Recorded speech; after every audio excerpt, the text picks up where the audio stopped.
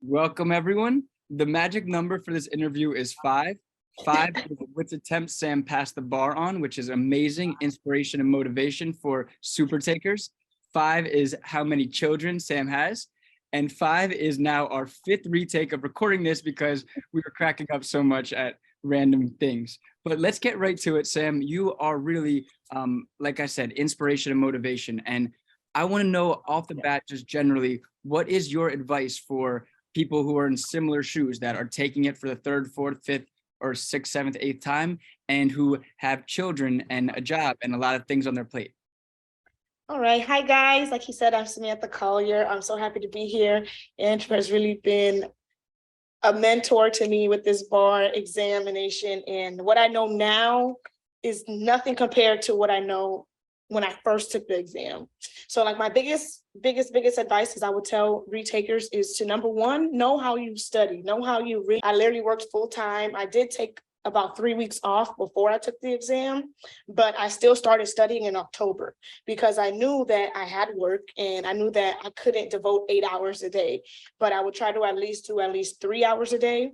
And you can only do that and learn so much information in only a certain amount of time. So if you start in December doing that, that's not going to benefit you. You know what I mean? Like I literally had to start in October. And another thing that I got over the fact that I failed so many times.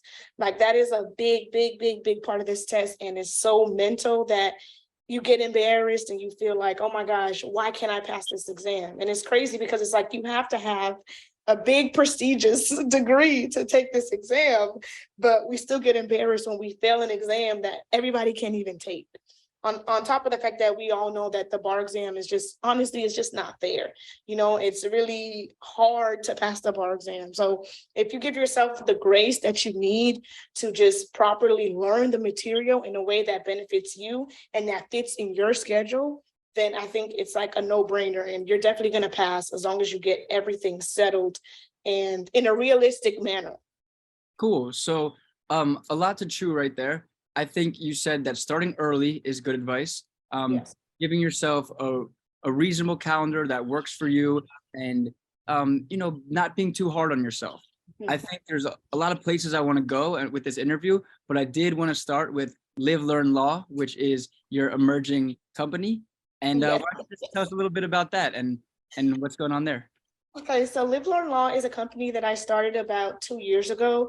It really was an inspiration for me as far as knowing that in the law world, it's not that many of us. As much as people say there's so many lawyers out there, there's not really that many lawyers, especially like millennial, like in our age group and things of that sort. So it was really a way to get in touch with other law students and speak to other people who are going through what I was going through, failing the bar exam or just struggling with getting into law school in period, because we all know that that is like a whole process. Like being a lawyer is like a multi-year, like emotional stages. It's just so much. So I really started it to get in touch with other law students, et cetera, et cetera.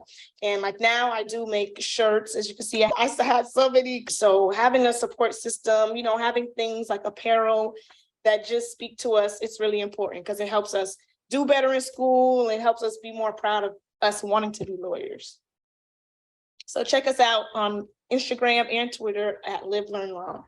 Awesome. And I do have a Live, Learn, Law shirt that says, I'm in bar prep. And I would have worn it today, but just like you and I know, being a small business, I had to rep my own company. But and I think that's great. You're a resource and you're going to be a growing attorney and going through law school. I think that taking the bar is overlooked in the process when people are like, oh, Johnny became an attorney. He went to X law school. They never talk about obstacles, right? Like things that may have gotten in your way, you pushed through and were able to endure and finally get that result that I know you've been so happy and excited for. Even today, there's like multiple pieces I want to talk about, but let's start with the big thing, the mental aspect. And if you can go into a little more detail of people who are in your shoes, and if you're speaking to them and maybe they just got their results back in February, they're going to retake for July, they have kids, they have a job, they don't have any time. What would you say to them? I would say that for some people, the bar exam is just a test. But for me, I can say it was literally a spiritual journey. Like I have journals from like 2019 where I was writing my name and writing my number and pass. Like you really have to get to a point where you realize it's something that you can do. You know what I'm saying? Because after failing so many times, it really gets hard to believe that you can. Because like the first time I took the exam, I remember I had my ethics professor. He told us, he was like, don't you worry about the bar exam. You take it once, even if you don't fail, even if you don't pass, you'll pass the second time. And in my head, I was like, you're right. Like, I'm just going to pass the second time. So the first time I took it, I failed. And I was like, okay, I'm just going to take it again. I'm going to pass the second time. And then the second time I took it, I failed. And it didn't really affect me, but I got fired because I failed. And I think that's when it really started to take a mental turmoil on me. And that's when like I started seeing all of my friends, get sworn in. And then that's when I was like, wow, I feel so left out. I feel so embarrassed. I feel so, I don't know, like irresponsible. Like, how can they keep up with the schedule and I can't? How can they do this and do that? And you start comparing yourself to other people, and it really will take a mental hit on your confidence.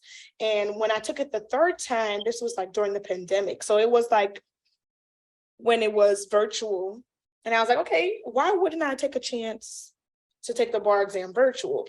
So I took the bar exam virtual, and I did my best, but like, I knew I was missing something. I got my scores. It was the lowest Florida score I ever had. And MBE, I did pick up an MBE. So I was okay, I'm not going to give up on myself. But I was like, I need to find a tutor. Like, I'm going to need somebody who's going to help me, because I know I can do what I can do, but obviously I needed a different insight. And it's like, I did Kaplan the first 2 times I took the exam, and it was just mostly like, okay, we're going to do lectures, we're going to do a quiz, we got to do 100 assignments. And it's like, you're just going day to day, trying to soak up information, thinking that it's in your brain and it is what it is. I'm just going to study and do my best, and on the exam, I'm going to be successful. But it wasn't until after my third attempt, I realized like, it does not work like that. If you do not go to the exam 100% prepared, you are really playing the lottery. Like, you're playing a scratch off at that point.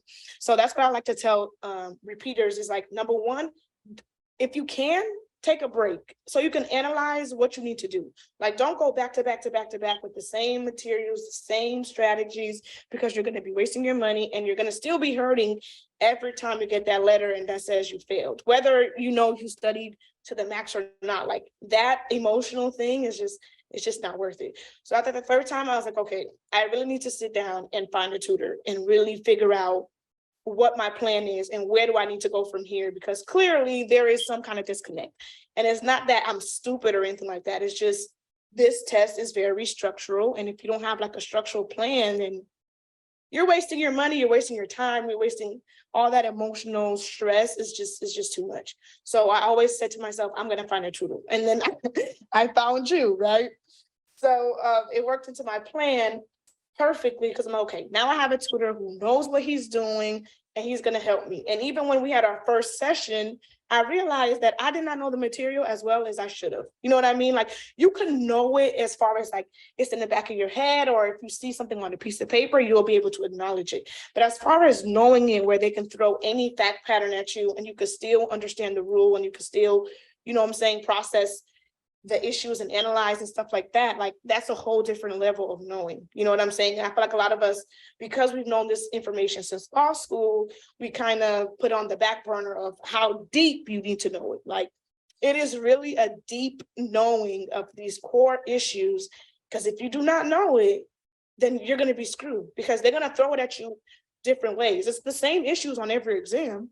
It's just the way that they put the hypos, the way where they put it, and that can really stump you up. So the fourth time I took it, that's when the first time we were, you were tutoring me and things of that sort. And I realized you were asking me questions off the back of my head. You were like, okay, what's this? And it's like some things I was like, okay, ooh, I really don't know that like that, even though through every bar exam, it's been there. You know what I mean? So it's like, I think you have to be honest with yourself as well, and not be ashamed in how much material you know and how much material you don't know, because everybody will be like, oh, I should know this by now.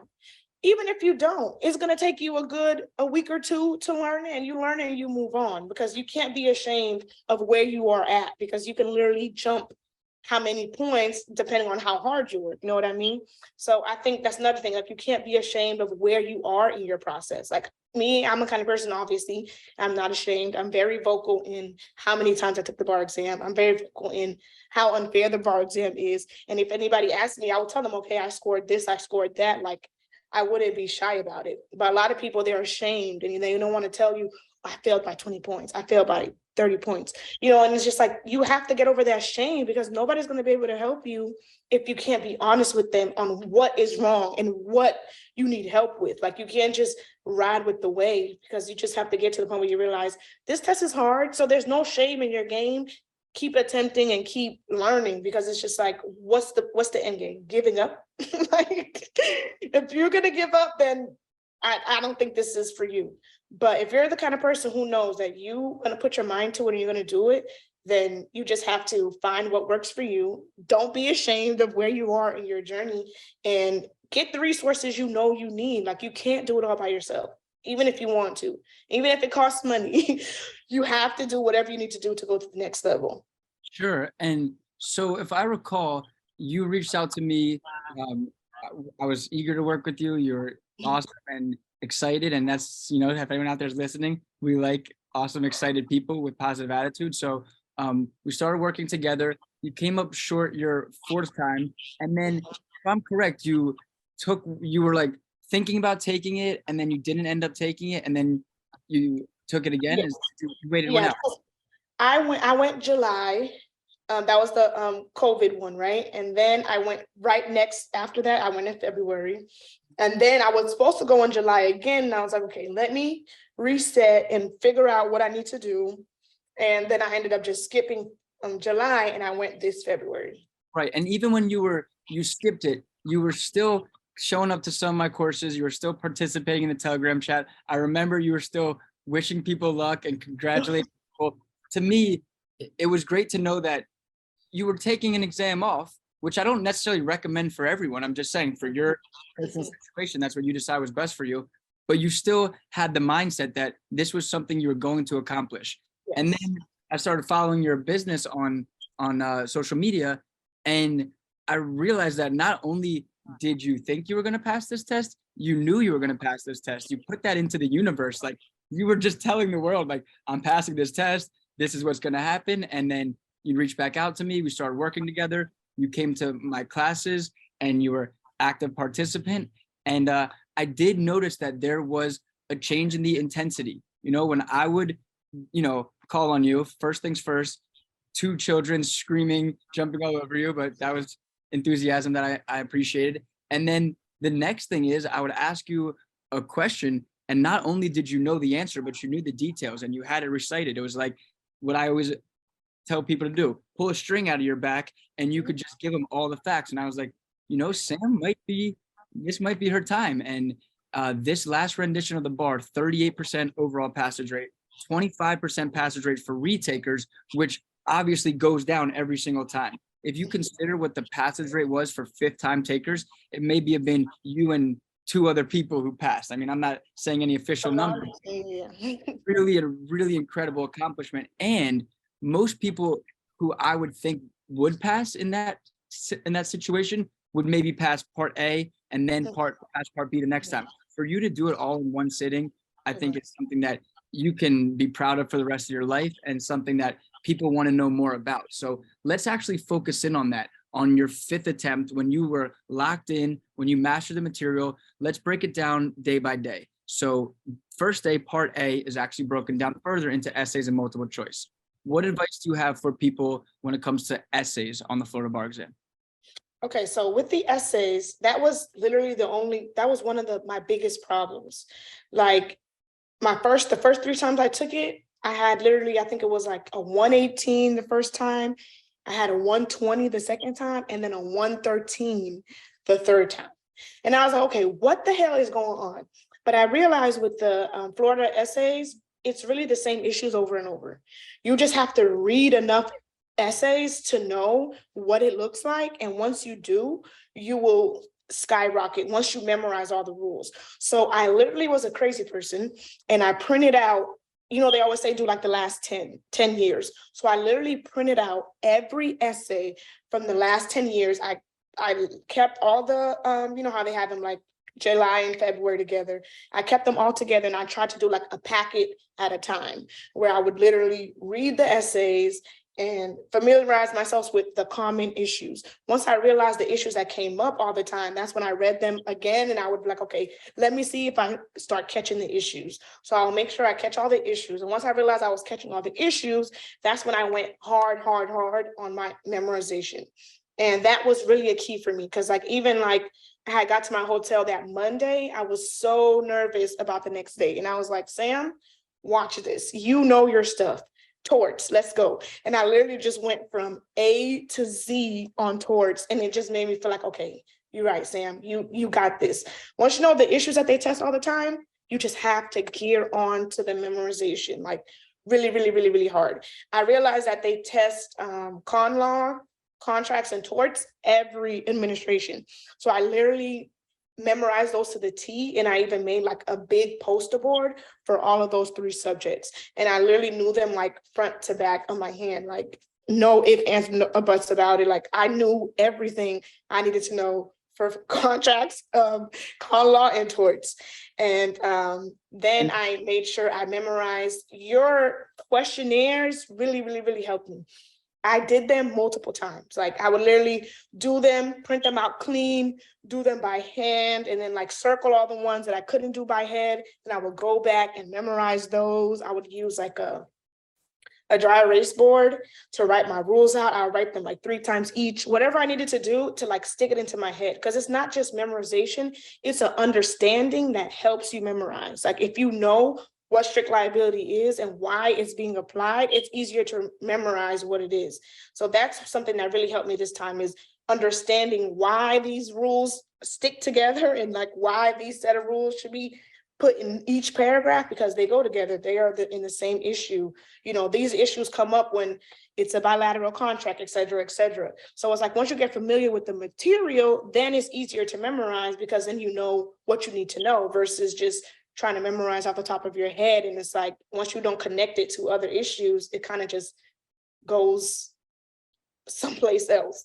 And I also wrote a little list for every subject, like for torts, and I wrote every little point that I needed to know, like intentional torts, strict liability, and I wrote them all down, and I would just literally look at it and just spit it out from my brain. And if I didn't know it, I would go back to my questionnaire and make sure I know all the rules, all the little sub rules, so I can tie everything together and solidify the memorization. Like essays is just strictly what you know and how much you know, because you could put anything on there. If you can identify it, if it's similar to the issue, they'll give you points on it.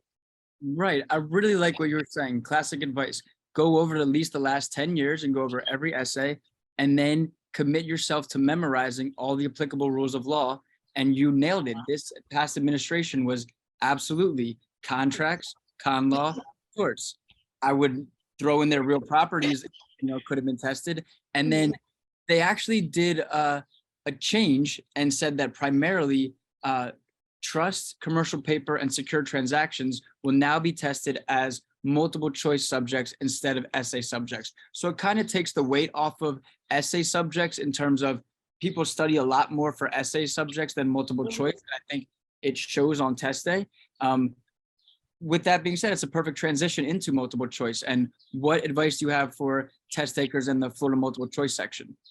Okay, so the multiple choice section was honestly my biggest problem. And that's another thing that I had to get over. And this time around, I did more practice questions. I can honestly say, I can tell that this time practice was really what really helped me. It kind of killed 2 birds with 1 stone for me, because it helped me learn rules. It helped me realize the issues that were highly tested, and it made me realize what I didn't know, so I can go back and review it. Your classes helped a lot, obviously, because it helped me with the material, but I did some practice tests. I did every question that they had on the Florida website.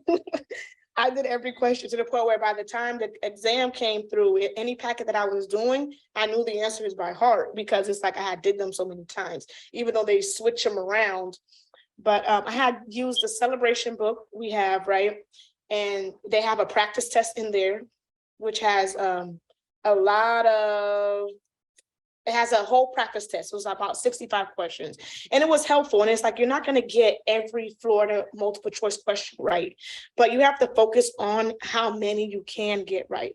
Like, there's certain questions that they ask over and over. Like, I still remember this one question about what you could bring into the jury room. You know what I mean? And I looked at that question before I went into the exam, and I was so happy that I remembered the answer. But it will be little things like that that adds up. And then you just have to know the information good enough, especially like the little key things, especially when it comes to like business associations and things like storage LLCs and stuff like that. Like, they have little key rules that they test over and over. Like, who is going to be liable for this partnership if they sign for this, and et cetera, et cetera. And it's just like, once you practice the questions that they already have, you kind of get familiar with the issues that are probably going to be on there. But for the multiple choice is just so unpredictable that the best thing you could really do is make sure you know Florida Crim Pro and Florida Civ Pro like the back of your hand, because you know for sure those two subjects are going to be on there. So I really did dig into Florida Evidence, Florida Civ Pro, and Florida Crim Pro. And I did a bunch of practice questions that the ones that you gave us to use, and I did a bunch of them. I did Florida, Florida Crim, Florida Civ, and Evidence once. And then I went back and did the Florida Crim and Florida Civ like almost set 2 times. I went to like 60, you know, it's like 80 questions. I went to like 60 for each side, just reviewing the questions, reviewing the answers, and writing down all the rules I didn't know by head, writing them down. For some reason, writing down the rules helped me kind of remember them. Yeah, May and I talked about that too, how writing helps. And something that you mentioned for essays and multiple choice is that you use the official Florida Bar Board of Examiners material as your primary place of study. And I think that's something people overlook. They have the essays and the model answers, so you should definitely be looking at them. And then certainly the first place to start for Florida multiple choice is from the disclosed questions and answers that are at the end of the study guides that you should have down to a science and know every single one of them. So a repetition, a lot of memorization, and I think people can really try to emulate you and do exactly what you did, and hopefully they'll follow you, live, learn law, and they can, you know, reach out to you and get advice. Let's switch gears to the MBE, and there's 2 pieces to it. One is the substantive material and how you studied and performed, and the other is taking the MBE the day after taking Florida is a whole monster in itself, right? Okay, so MBE is a lot of information. Like, it is really a lot of information and a lot of time. But like I said, I started early. Another thing that helped me with MBE is writing down my rules. Like, I used to use adaptive bar a lot, and it kind of got me to a computerized way where I would just click the answer. If it was right or was wrong, whatever, we'll move on, right? But when I had them on paper, it was so much easier for me to engage with the question, realize off rip, okay, what subject is this? What issue is this? Do I know this? Do I know the rule, et cetera, et cetera. So with MBE, it was mostly a lot of practice, but on paper. Like, the computerized was not good for me in the beginning because it's just like my grade wasn't improving. But once I printed out so many practice tests, and I literally did them over and over. Like, I probably did like some practice tests at least 3 times. Only because it was just like, I realized how much information I learned from doing the practice test. And I realized I only retained the information from doing them multiple times, because it's like, you see the same type of questions a lot. And it's just like, I would do the pre-test, like, again, the second time, and I would see a question and be like, oh, I should know this. Oh, I should know this. And from that urge of seeing that I got it wrong or was about to get it wrong, it just made me like tackle the questions differently. Like, am I reading correctly? Am I reading the question correctly? Am I doing my process of elimination? Because that helps me a lot too. Once you know so much information, even if you don't know what the rule is, you can still look at the choices and be like, okay, it's definitely not A, it's definitely not B. Like, you could definitely, if you know enough information, you could definitely knock it out to at least two choices left. And so with MBE, I just focus more so on practice tests versus just doing the random adaptive bar questions, because the practice tests really helped me realize like all the issues that are always on the exam. And after you take like 10 practice tests, you realize it is the same issues, just same clown, different wig, you know what I mean? So, but the MBE, you have to be mentally strong for it, because like you said, you're taking it after Florida. Usually after Florida Day is sometimes feels easier because you feel more confident after you do the essays. And, for the multiple choice, it's only 100 questions. So it's like you knock it out and you just move on. But MBE, you have to be ready to fight, because I promise you that MBE is no joke. Because once you get to question 50, I'm telling you, sometimes it gets discouraging. And I'm the kind of person that I don't have accommodations or anything like that. So you have to be smart with your time. So if you have 100 questions in 3 hours, like I had to make sure that by an hour and a half, I did at least 50 questions. You know what I'm saying? And then if I didn't finish 50, I would just start the next 50 and then go back to what I know. It's all about what you can, points you can get. So if I knew a question, like I didn't know what the hell was going on there, I would just skip it and go to the other ones, because it's like, you don't want to spend too much time on a question that you know that you're probably going to get wrong, or that you're just not confident in, when there's probably 20 more points on the table for you if you just keep going and being smart about your time. So I always go through an hour and a half and make sure I get to 50. If I don't get to 50, okay, I just start at 51, continue, and then I go back and do what I can. Like I always have like 10 questions where I'm still not sure of, but it's just like you have to focus on the questions you know you can get right.